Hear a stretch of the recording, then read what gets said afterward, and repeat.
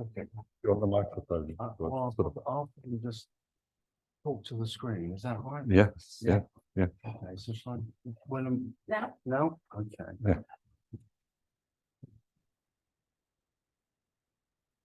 Well, hi everybody. Welcome to this Lammas lecture. Those of you who are here, it's good to see you. Others will be joining in via Zoom, so we will try and cater for both. It's a great pleasure for me to introduce Peter Jones, who's going to talk to you this evening. Peter is a volunteer with the work at the museum. He's going to talk about the tunnel. Yes. He's going to talk a little bit about the museum too. Yeah, a bit. Okay. If we've got time. Yeah. Okay. Yeah. Well, Peter, thank you very much. Yeah. Enjoy yourself. Don't do what I usually do, which is fall off the steps. Right. Okay. Yeah. Is that where you hurt your arm? Is it? Okay. Well, thank you. You're welcome. Right. Good evening, everybody. I'm Peter Jones from the Brunel Museum. It's Harvey, was it? Oh, yeah. It's Harvey just meant. Yeah, I'm a volunteer there. Been doing it about 5 years. I also give a guided tours, usually on a Saturday morning. The director was supposed to be here this evening, but for whatever reason, she couldn't come. So you have to make do with me, I'm afraid. So here we go. So it's a very small museum. There's only really one permanent member of staff, and then various other sort of supporting part-timers.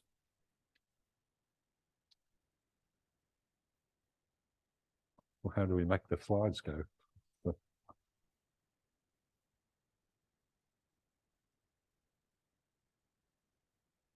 Might need a bit of technical help. Is that?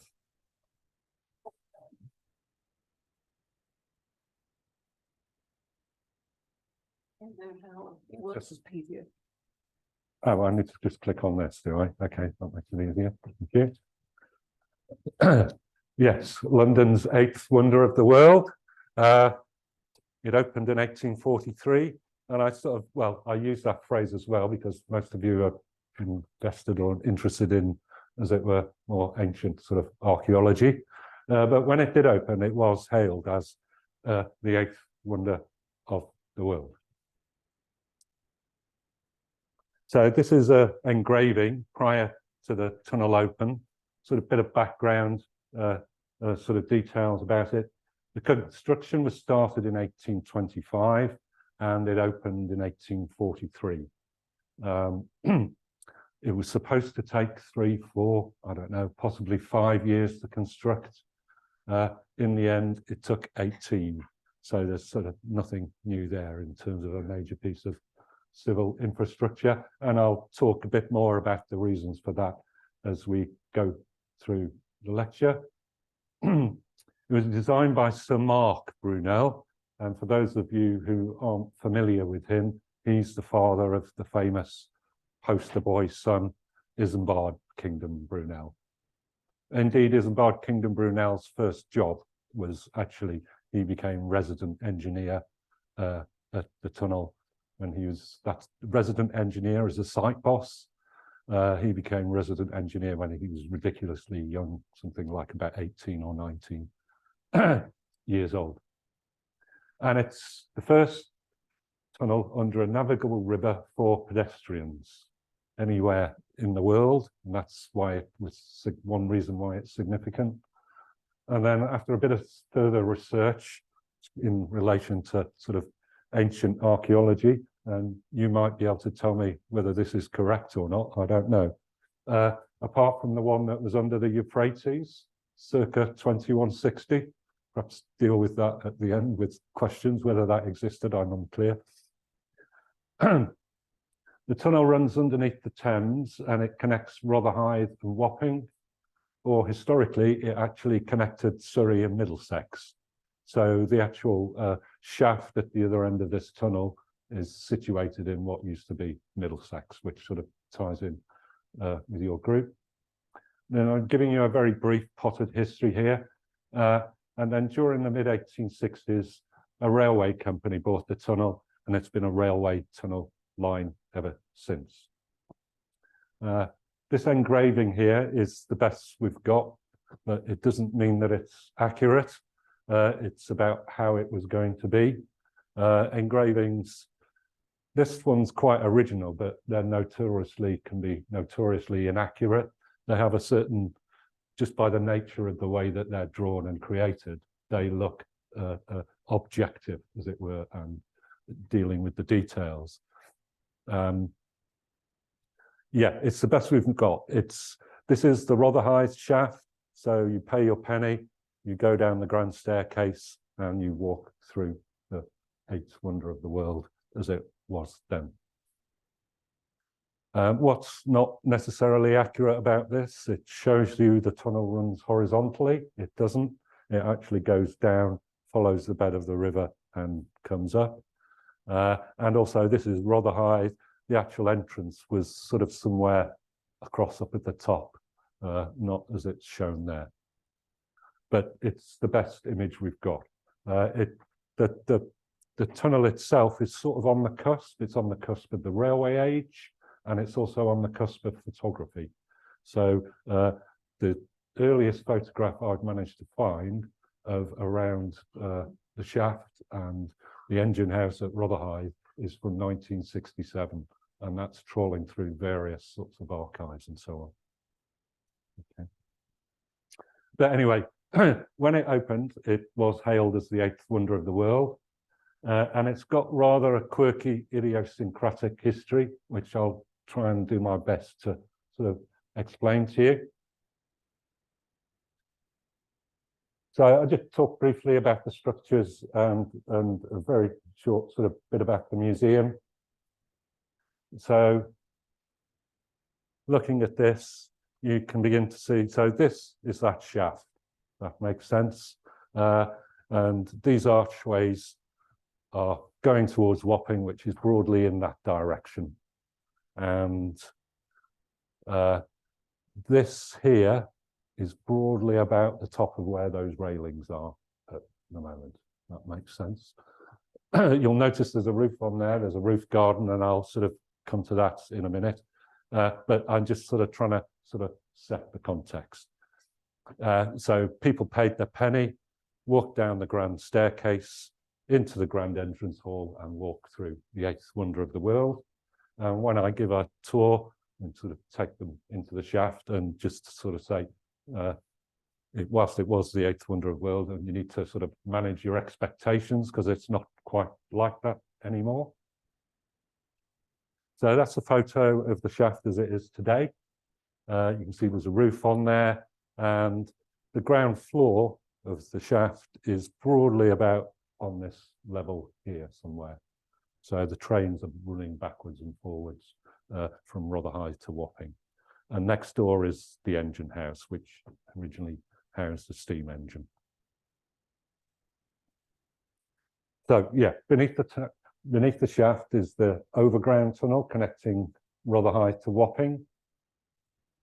And this is a scan created by a colleague at Greenwich University, a 3D scan. They went all the way around and inside the shaft, but you just about make out, you can see down here, the shaft originally went down to here. There's the carriageways, so the trains are going backwards and to Wapping and from Wapping, so through those. Okay.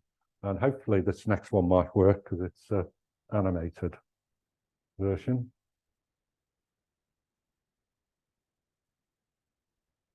Is it going to play ball?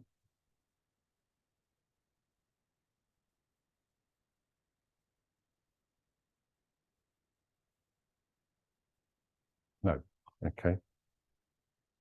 So, well, a bit more of a detail. It's rather bright lights against the screen here, so some of the subtleties being lost, I'm afraid. But you can see the roof garden on the top and the staircase into the shaft down there.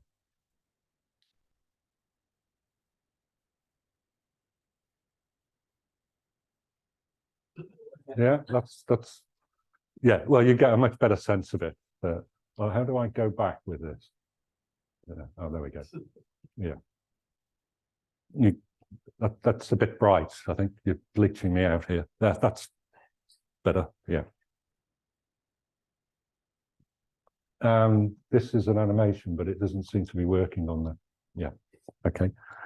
So I just, some ways the Brunel or the Brunel saga starts and finishes around Rotherhithe and the banks of the Thames.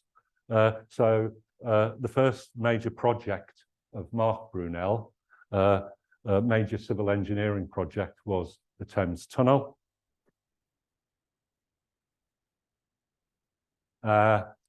And as mentioned, it took 19 years to complete.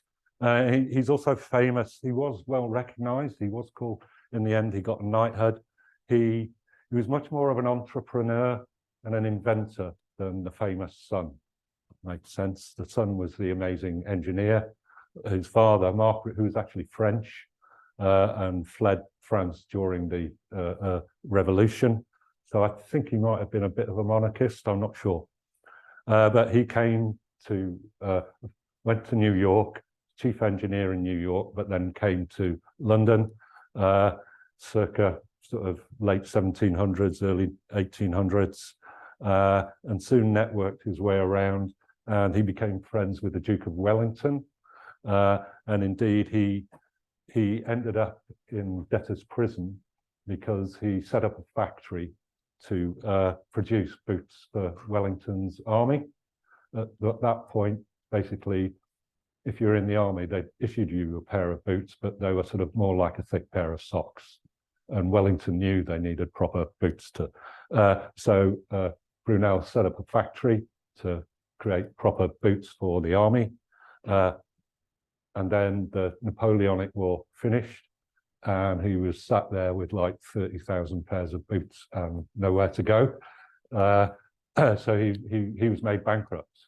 And in the end, I'm not sure, I went to debtor's prison, but I'm not quite clear how. I think basically the great and the good got together, possibly with the government, in order to pay off his debt, and he was released from debtor's prison. So he's got quite a colourful history as well. And the Isambard Kingdom Brunel is very much his sort of father's son. Marc Brunel, he ensured that he got a proper engineering education. He sent Isambard Kingdom Brunel to be apprenticed in Paris to the premier clockmaker, and also I think to a particular university or college as well. The clockmaker he worked for, whose name I can't remember, was the premier clockmaker in France at that time, which probably meant the world.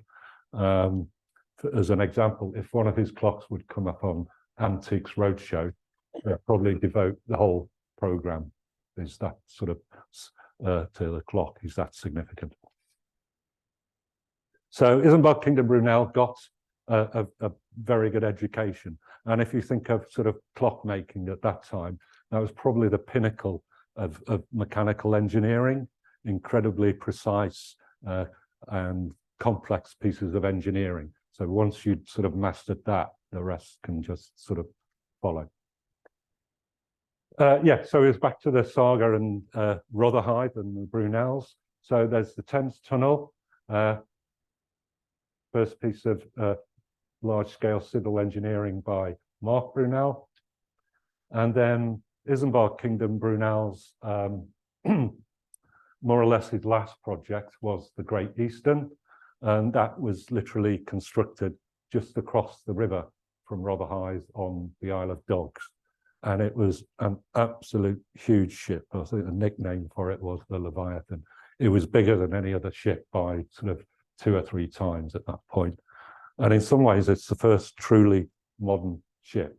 Although it was made of iron, it was double skinned, and it was driven by a screw propeller.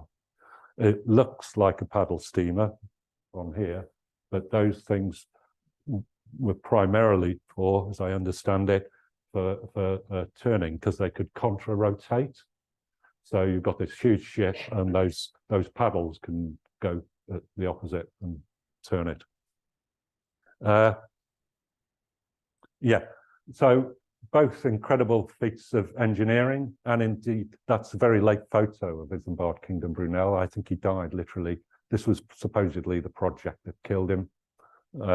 he died literally a sort of a month or two after that photograph was taken.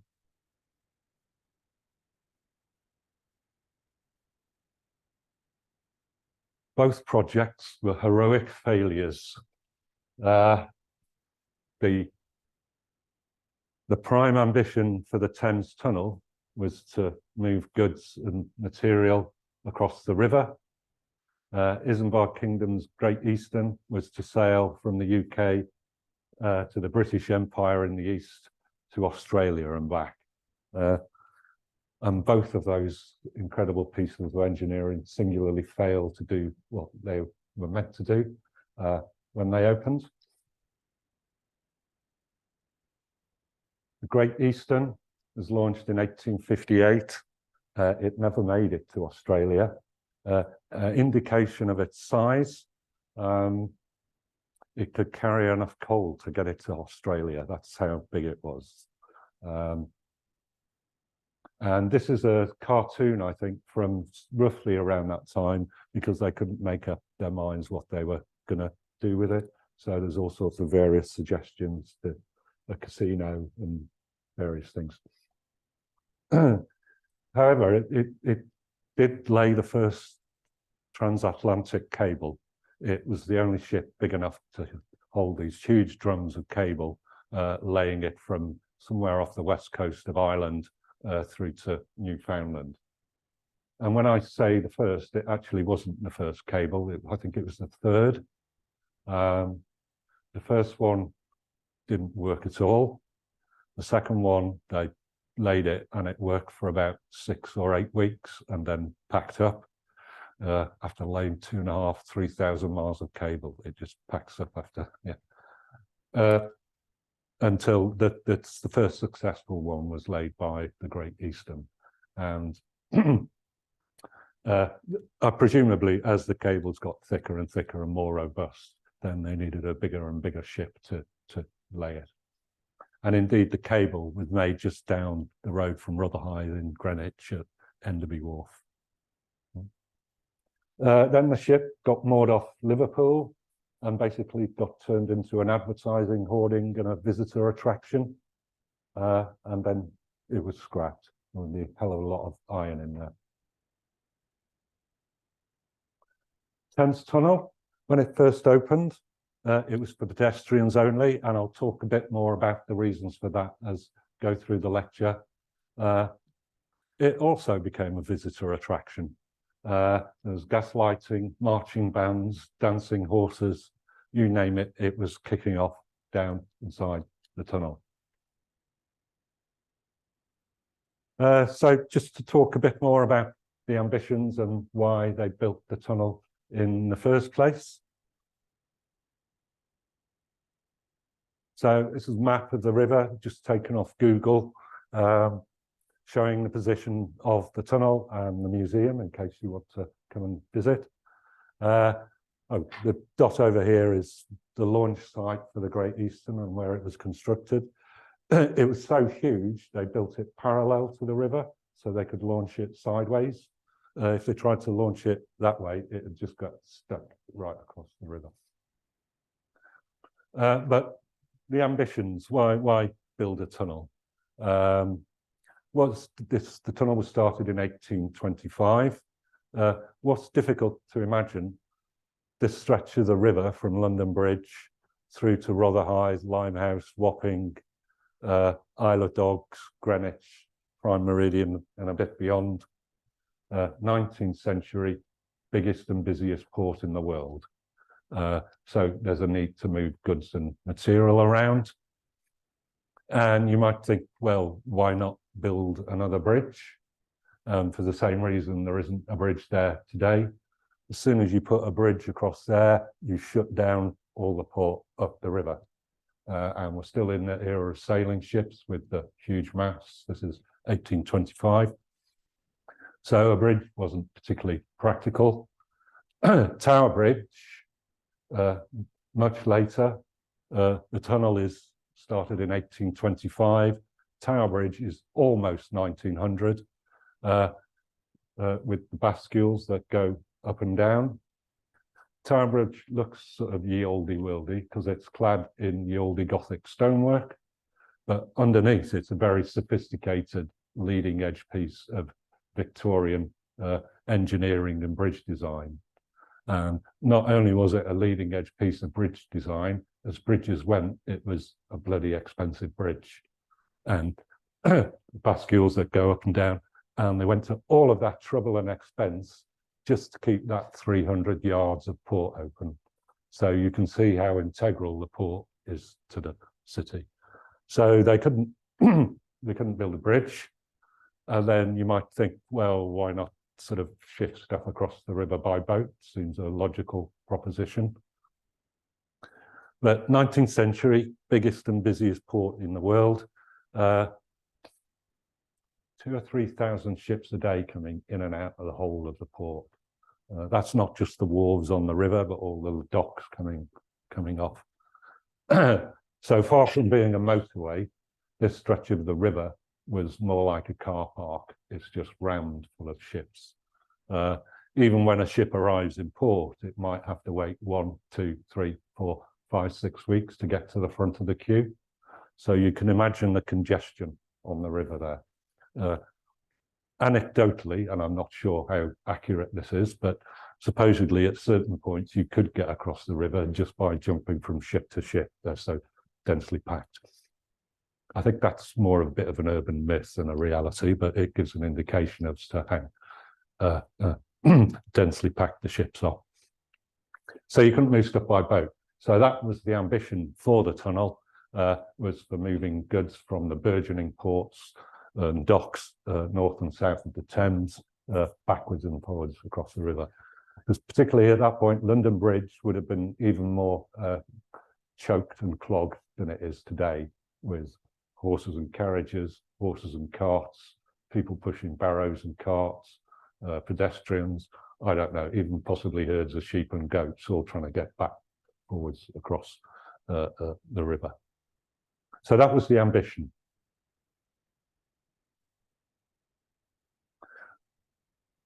Which it significantly failed to deliver on. So this is an engraving. It's actually a German one from a sort of probably contemporary, sort of 1830s. Sort of shows a bit more of a clearer diagram of the shaft. So you notice there's a steam engine on the top here, and that was used for pumping the water out of the sump at the bottom of the shaft, which is still there, by the way. It's just there's an electric pump down there about that big that continually pumps that shaft sump out. And I've sort of marked on broadly where I think the ground level was and is today. And if you arrive by overground, the end of the platform at Rotherhithe Station would be about here somewhere. And the Wapping Station is built on the shaft at the other end of the tunnel. You don't really see the shaft at Wapping because all of the infrastructure of the station is sat inside and on top of the shaft. But if you do want to see the tunnel, you go to Wapping. You can actually still see the archways at the end of the platform at Wapping. It's still there. The tunnel's got quite a quirky history, which I'll come to before it became a railway line. Which I'll sort of go through in the next few slides. And basically, once this was complete, this went up another 10 feet or so, glass roof. You paid there's a portico on the front here, you paid your penny, and you walked down the grand staircase into the grand entrance hall and went through the tunnel. And indeed, the building next to the shaft used to house the steam engine, which pumps the water out of the sump at the bottom. We call it the engine house, but actually technically it's the boiler house. I think the boiler was just sat in that building, and the actual engine was between the shaft and the boiler house.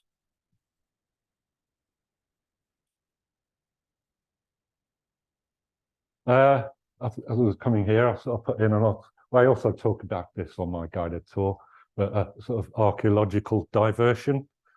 An example of early 19th century scientific excavations, very close by, literally next door but one to the museum. and contemporary to the tunnel and the shaft. There's a little place called the Watch House, which is this building here. It was built in 1821, just sort of 4 years prior to the tunnel shaft. And the reason they built it, it's located just opposite the church, and it's on the front of this park here. Originally, the park was the graveyard to the church. You'll probably see where this is going. And as we're just down the road from Guy's Hospital, which was the premier sort of centre for medical research in England at that time, and the surgeons would pay, I think the going rate was a guinea for a corpse. People would come to the graveyard to steal the corpses to sell on to the surgeons at Guy's Hospital. So they built this sort of little stone hut there so someone could sit in it overnight to stop people nicking the dead bodies. But anyway, if you do decide to visit the museum, it's a little coffee shop today. So you get, yeah.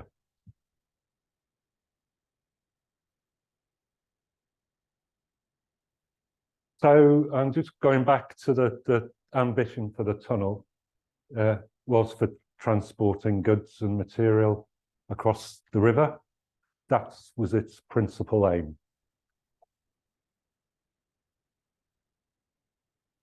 So this is one of Marc Brunel's drawings. I'm not sure if he actually drew this one or he got someone to draw it for. They were both in very good draftsmen, whether it's Marc Brunel or isn't. They're both a good draftsman, good drawers. They could communicate their ideas, not just verbally, but graphically. So just trying to, yeah. So that sort of little round dot there is the Rotherhithe shaft. So people paid the penny, went down the staircase, through the tunnel, and then came up at Wapping. And this is what this engraving is sort of showing us.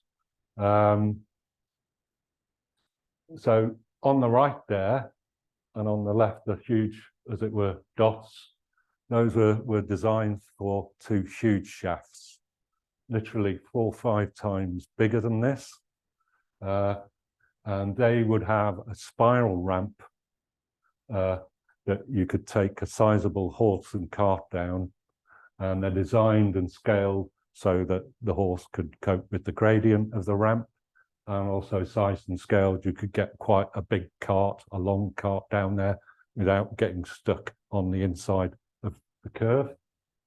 And that's why you'll often see drawings with horses and carriages in. That actually never happened. This horse and carriage coming from Wapping there would go through this archway to the big shaft, go up the ramp, and then exit. And that was the sort of main proposition. And indeed, the proposition was also for moving quite large chunks of timber. Rotherhithe, whilst there were docks, it's a dock area, it was primarily for timber. So the timber was coming from Canada, Russia, Norway, Sweden, and indeed Finland. So that's why there's a Canada dock called Canada Water. Russia dock is a little nature reserve now. Norway dock, Sweden Gate. I'm not sure if there's a Finnish dock or not, but they're all now docks are named after where the stuff was coming from. And indeed in Rotherhithe, there's 3 Scandinavian churches. There's a Norwegian church, Finnish church, and a Swedish church on the main road. It's no longer a church, but the building's still there. And the Scandinavians being sort of more socially responsible, all of these churches grew out of seamen's missions. Scandinavians being more sort of socially responsible set up seamen's missions so that when the Norwegian sailor gets off the ship, they've got somewhere safe, clean and Christian to stay, rather than going to Limehouse and blowing it on drugs and prostitution or whatever. So there's timber docks, and also Rotherhithe particularly did ship repairs and ship breaking. Indeed, the Temeraire, I don't know, this famous painting by Turner shows the fighting Temeraire being towed down the river to be broken up. It was broken up literally about 150 yards up past the tunnel there. And again, well, I didn't include a photograph of it, but I don't know if you know it. It's the sun setting, or the sun setting on the old wooden warship as it's being towed by a little steam tug, and Turner playing fast and loose because the ship is coming from the east up the river to the west, but it's showing the sun setting in the east, if that makes sense. Sorry, there's a bit of a diversion there. So the big shafts, designed to accommodate sort of large carts down the spiral ramp. And this is where this horse and carriage coming through the arch and would go up the spiral ramp. And managed to dig out a drawing of that. So you can begin to see, actually illustrated here, you've got sort of big carriage carrying chunks of timber. There's incredible, would have been really monumental things. They ran out of money, and this was never built. So when it did open, it was just a pedestrian tunnel. But that's why you'll often see, yeah. So they ran out of money, and the large shafts were never built. And that's why you'll often see drawings like this, conveniently not showing the big shaft, but it shows horses and carts and horses and carriages going through the tunnel. That never happened. There was never any horses down there. Or indeed, when it was a pedestrian tunnel, if there was a horse and cart down there, it was probably a bit like a pit pony. It wasn't coming back up. So it was sort of on its flat legs.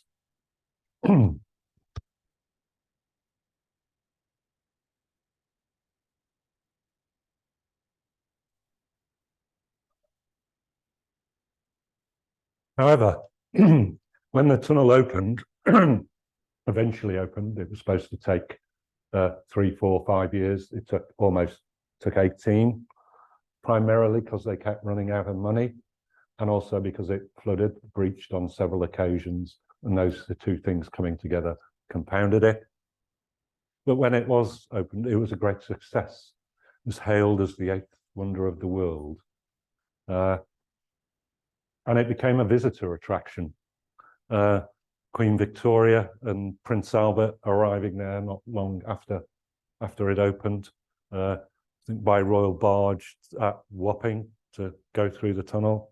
But Queen Victoria, King of Prussia, Baron von Humboldt all came to view the tunnel. Indeed, people travelled not only from around the UK, but also from Europe to come and visit the 8th wonder of the world. If you were visiting London, the tunnel was on your bucket list or to-do list, as it were.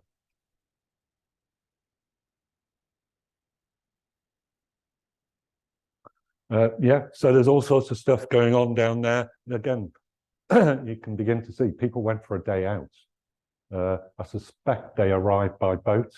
You wouldn't want to, you'd get off the boat at Rotherhithe and go through the tunnel, or at Wapping.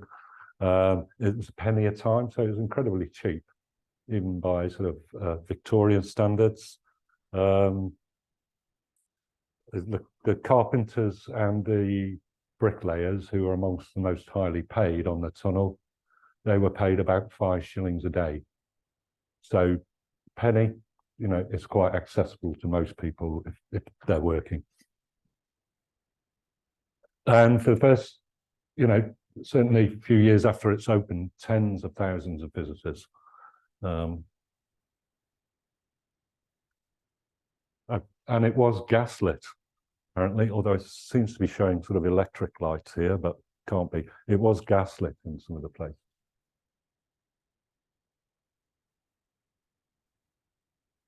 So yes, it became a tourist attraction, a sort of Victorian hybrid of a combination of a sort of theme park and a shopping mall. So there's all sorts of stuff going on down there. And it quite quickly morphed after it opened into this sort of theme park stroke shopping mall. The entrance fee 1 penny. There was stalls in here selling, I was going to say tourist memorabilia, because some of it's on display in the museum. Tightrope walkers, acrobats, jugglers, a pantomimic equilibrist. I'm not quite sure what that is. I think it's sort of someone who juggles and moves around at the same time. I'm not in an acrobatic manner. Fancy glass blowing, grand moving colour panorama, a great American wizard. Don't ask me what he did, but there was one, yeah. And then when before I said there was never any horses down here, there was indeed a troupe of performing ponies. Presumably they were agile enough to sort of get down the staircase, do their little performance, and then get back out again. And it was very successful for about 10 to 15 years. And the sort of novelty value starts to wear off.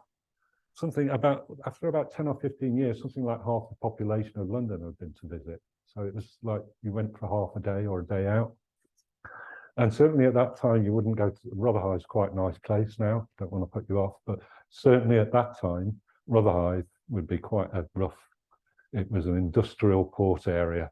So you can imagine how sort of rough and ready it was. So that's why I sort of suspect a lot of people arrive by boat. You wouldn't want to go wandering around the streets of Rotherhithe during that area, quite a dodgy area. But after a while, it sort of starts to go into a decline. Novelty value wears off. Once you've been, I suppose that's it. And one name given to it was the Hades Hotel, and eventually it becoming the place of last resort. So yeah, it goes into a decline, drugs, prostitution, until certainly by the early mid-1860s, it sort of becomes a place of last resort. So if it is a freezing February, or indeed March, it's blowing a gale, it's snowing, it's cold, you paid a penny and you stayed in the tunnel overnight, or possibly longer, depending on what the weather was doing. And certainly at that point, it must have been quite grim or dodgy down there. And I think if around that time, if I needed to get to Wapping, I would walk to London Bridge, cross over and walk back again. I don't think I would have liked to go through the tunnel. It's then at this point, railway company buys the tunnel, about 1864, if I remember correctly. And it was the East London Line Railway Company. When the tunnel was started, as mentioned, it was built for horses and carts. 1825, the railways didn't exist, or the very first railway locomotive trials in the world are just taking place up near Newcastle. But to all intents and purposes, when this was started, the railways didn't exist. But because it had been built to take quite large carts and 2 carriageways, one going either direction, by the 1860s, the railways really are more or less just another everyday part of the infrastructure. London Bridge Station, I think, is about 1837. Within 20 years, the whole of the UK is covered like a rash in railway lines. By the 1860s, they're more or less another everyday part of the infrastructure, and it was a comparatively sort of simple proposition. Simple proposition to extend it either end, and it was a railway line that went from New Cross to somewhere around where Liverpool Street Station is today. And again, what made it easy to, as it were, extend it, the British railway gauge as well comes from the width of a horse and cart in Newcastle, which goes back to the very first railway locomotive trials. This was built for horses and carts, so it was a comparatively simple proposition by the 1860s to extend it either end. Yeah, so and that was once the railway company buys it, the Rotherhithe end, all of this gets stripped out, all the fancy staircase, glass roof gets stripped off, and basically it becomes a vent. As I mentioned earlier, the Wapping shaft actually becomes the station, and this becomes a vent. And the end of the platform at Rotherhithe station is sort of 30 yards in this direction. And it's been a railway line ever since. But when it did open, ostensibly it was a passenger line. And it went from New Cross into near Liverpool Street. New Cross, anyone from New Cross? No, that's all right. New Cross, 1860s, 1870s. For those of you who don't know New Cross, it's not Mayfair, let's say, but 1860s, 1870s, very posh area, right on the edge of the urban sprawl of London. A couple of miles, well, 10, 15, 20-minute walk from New Cross going south, you end up in rural Kent. So it's right on the border of the urban sprawl of London at the time. You see some of the houses there, huge mansions. So your bankers and your merchants, businessmen who lived in New Cross could get on the train and they'd be in Liverpool Street into the city within 15 or 20 minutes, or about the same time it takes now, really. And that railway line was electrified circa 1913, and it subsequently became part of the tube network. And it was a quirky little line. Does anyone know the East London line? One or two? Yeah, oh, right, okay. It was a bit of a sort of quirky, semi-detached bit of the tube network. And that got absorbed into what is now the Overground in 2010. And again, that's sort of indicative of the tunnel's sort of quirky history, is that it's probably the only bit of the Overground that's actually underground. So, sort of, and that sort of brings us up to the present day. How are we doing for time?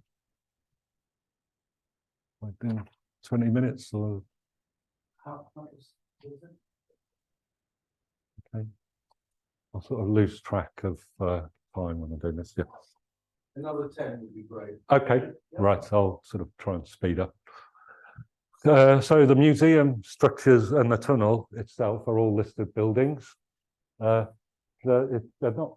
listed not only because the Thames Tunnel was the first tunnel under a river, but also because of how the tunnel was constructed.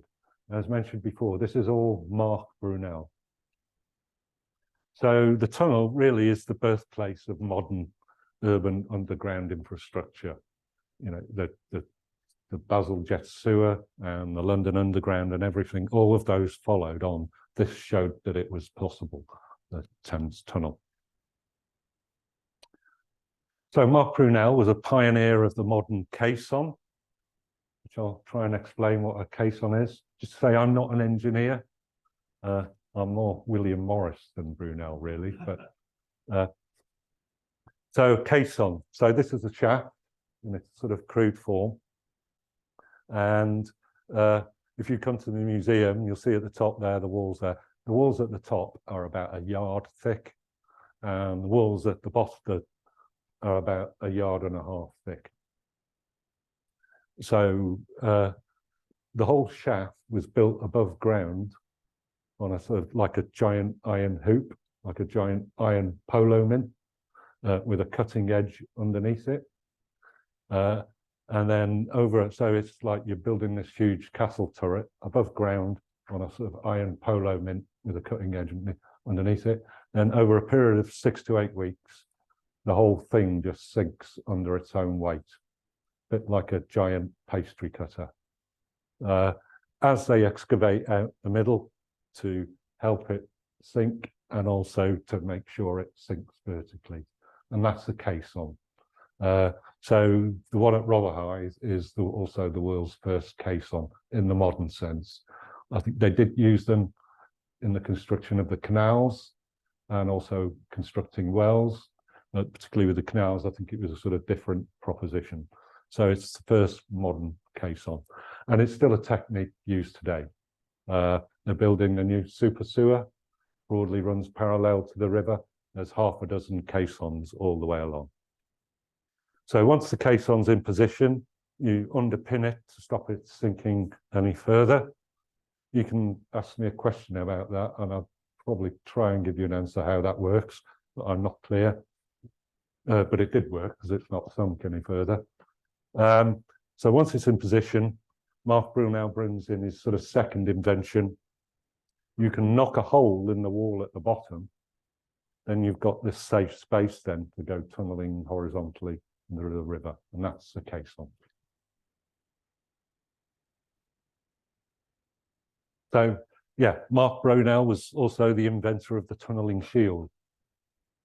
They're quite complex, or sort of complex bit of machinery. So he's knocked a hole in the wall of the shaft and then brings down his tunnelling shield. So you can see it's 1, 2, 3, 4, 5, 6 men wide, and then it goes 1, 2, 3, 4, 5, 6 men wide, 1, 2, 3 deep.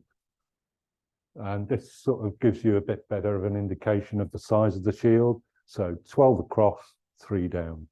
So the whole tunnel was cut as one huge rectangular bore. That makes sense. And then as the shield moves forward, you've got a small army of bricklayers, and they line the tunnel and build the 2 carriageways. And I don't fully understand how. I mean, it's crude in the sense it's this huge sort of iron cages for the miners, but it is described as walking. So I think each adjacent vertical section could hold the weight of the one next to it, and then it gets jacked forward. And it moved forward 4.5 inches at a time, which was the thickness of the brick that they were lining the tunnel with. I think on one occasion they did try going 9 inches at a time, and that's when they got a collapse and it breached. So that generally they're going through quite mushy ground, albeit, you know, it's not that far beneath the river. It's only about 20, 25 feet beneath the river. They couldn't go much deeper because they hit quicksand. So they had to sort of find that sort of spot. And it is more sophisticated than it looks. They did use miners as opposed to just navvies to do the tunneling. And in front of each tunneler or miner, I don't know where the miners came from. Could have been Cornwall possibly, but I don't know. There's about a dozen planks, all secured in position. It takes the top plank out, digs out about 6 inches, secures the plank back, next plank, next plank, next plank, next plank. Then when everybody in a vertical section of the shield has dug out their 6 inches, all of these are secured back in position. It moves forward 4.5 inches. And despite all of that, they had calculated that, you know, it's going to take 3-4 years to complete. In the end, it took 18. Again, mainly because they kept running out of money, and also it breached on several occasions, despite all of those precautions. And indeed, Isambard Kingdom Brunel got caught in a breach. Whether that contributed to his early death, he would have been about 19 or 20 or 21 at that point. I don't know. Because what I mentioned earlier, that stretch of the river was the biggest and busiest port in the world. Also, around this time, that stretch of the river was also probably the biggest sewer in the world. Everything went into the river. I mean, everything went into the river. So if you got caught in a breach, you might drown, but you're also going underwater swimming in sewage. And that did happen to Isambard Kingdom Brunel. Someone fished him out. He was sort of lucky to escape. Whether that contributed to his early death, I don't know. I mean, he was chain smoked cigars and he was a workaholic. I'm sure that was a contributing factor. Yeah, so we're almost there. despite that, yeah, it took 18 years. So the shield, he's the inventor of the tunneling shield as well. So he's a really significant figure, Marc Brunel, particularly within the sort of civil engineering community. Sort of indication of his genius. We're a bit sort of shocked. Supposedly, this was an initial proposal by Marc Brunel. How do I go backwards?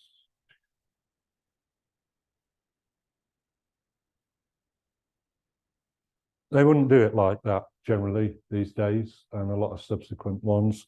One big rectangular tunnel, bricked up into 2 carriageways.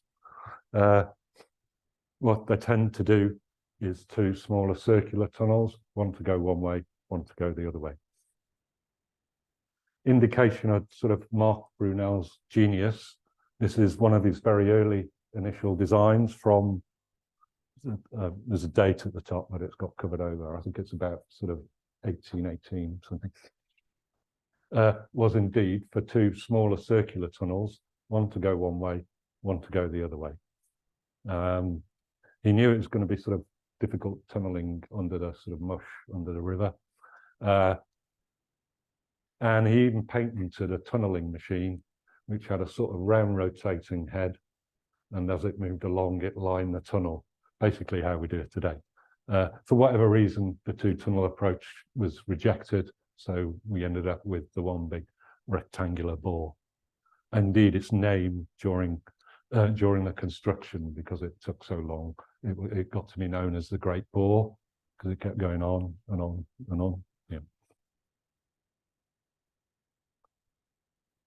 Yeah, so that's the shaft today. I thought I'd chuck in a sort of archaeological phrase. There's 200 years of stratigraphy in the walls there, layered into the 200 years of history layered into the walls. You can still just about make out parts where the staircase went, but there's a sort of PhD or several in industrial archaeology to tease out what is original in there and what isn't. It's been mushed around over the years. Well, that side of the shaft generally has been relatively intact, and you can see that the black on the walls there is still the soot from when steam trains were going through the tunnel. But the top layer of soot is probably Elizabethan, in the sense it's from the 1950s, because although it was a tube line, part of the tube network by that point, at night it did double as a freight line. So in the end, the tunnel did do what it was supposed to do. It was used for moving goods across the river. And indeed, the freight trains, 1950s, would have been steam trains going through the tunnel at night. So that top layer of stuff is sort of fairly contemporary. And there's various pipe works and things in there which may not or may not be original. You can see on this one, I don't know whether you can make it out from there, there's sort of brackets on this.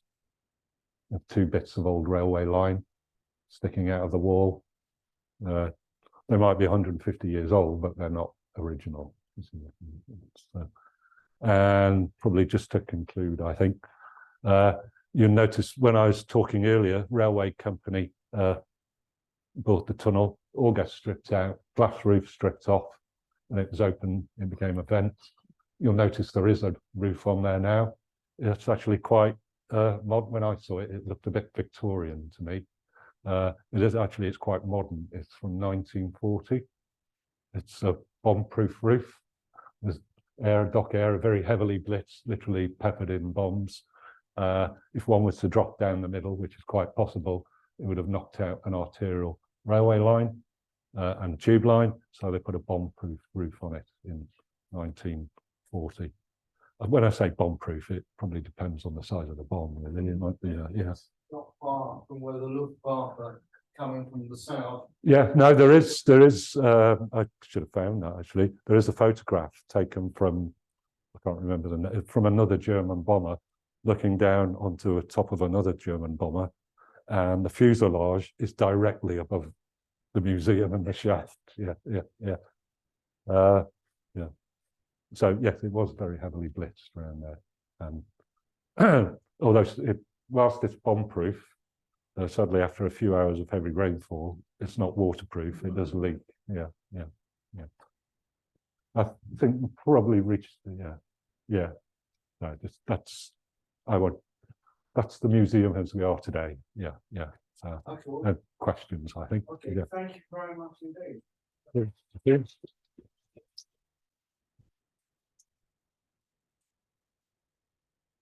A very interesting session. Yes, well, What we'll do is look if there's any questions coming up from viewers who are not here. And same time, I'll ask if anyone has got a question they would like to ask Peter. Please. Do you know what happened to the spoil as it came out? no, but they did use some of the clay, the London clay, to make the bricks that line the tunnel. I don't know if there was enough of it there to do the whole thing.